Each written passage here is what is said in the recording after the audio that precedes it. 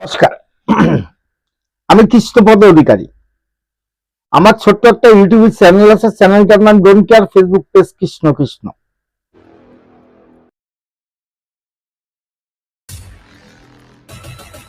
কবির দিনহাটা মহকুমা হাসপাতালে ভর্তি করতে হয়। নমস্কার। আমি কৃষ্ণপদ অধিকারী। আমার ছোট্ট একটা ইউটিউব চ্যানেল আছে, চ্যানেলটার নাম don't care, Facebook page Krishna Krishna. আজকে একটা গুরুত্বপূর্ণ বিষয় নিয়ে আপনাদের সামনে ভিডিওটা করতে এসেছি এবং করছি। জানি না এই ভিডিওটা আপনাদের কাছে কতটা গ্রহণযোগ্য হবে, কিন্তু গ্রহণযোগ্য না হলেও নৈতিক দায়িত্বের মধ্যে থাকাকালীন আমি এই বিষয়টা এড়িয়ে যেতে পারি না। কারণ এই পশ্চিম বাংলায় দাঁড়িয়ে যেখানে মাধ্যমিক পরীক্ষা চলছে, সেখানে এইভাবে মাইক বাজানো নিয়ে তাকে মারধর করবে এবং দাদাগিরি করবে, এটা কোন আদর্শ এবং কোন ক্ষমতার বলে?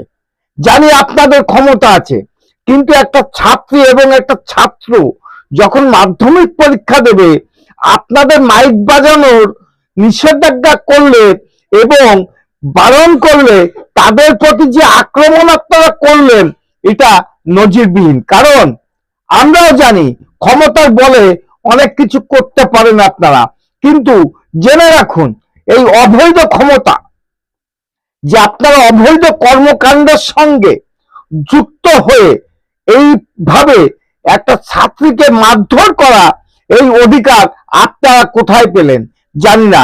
চলেন দেখবো এই অপদত্তদের ক্রিয়াকর্মগুলো কেমন ভাবে সমস্ত পশ্চিমবাংলা ছড়িয়ে আছে, দেখাবো আপনাদের। চলুন দেখা যাক ভিডিওটা।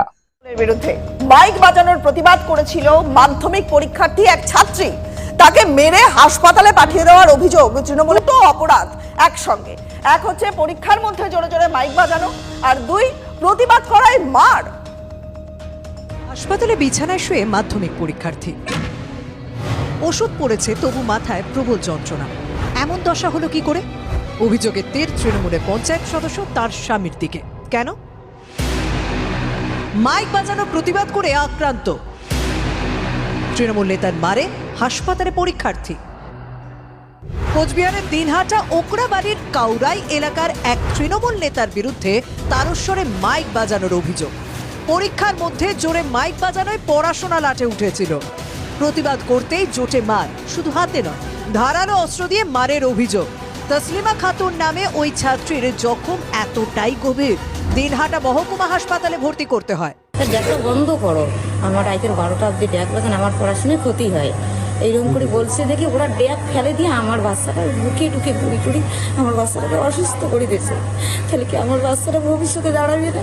পঞ্চায়েত ওই বাড়ির লোক, ওই পঞ্চায়েত ছড়াছড়ি এসে আমার বাচ্চাটাগুলো জব করে ভবিষ্যতে বলে দাঁড়াবার দেবে না, মারি ফেলায় বলে। অভিযোগ অস্বীকার করে পাল্টা মারের অভিযোগ অভিযুক্ত তৃণমূল নেতার। আমার বাড়িতেও মাধ্যমিক ছাত্র আছে, তা আমরা কি করে বাজাবো ড্যাক? আমি পঞ্চায়েত, আমি বাতিল এসেছিলাম।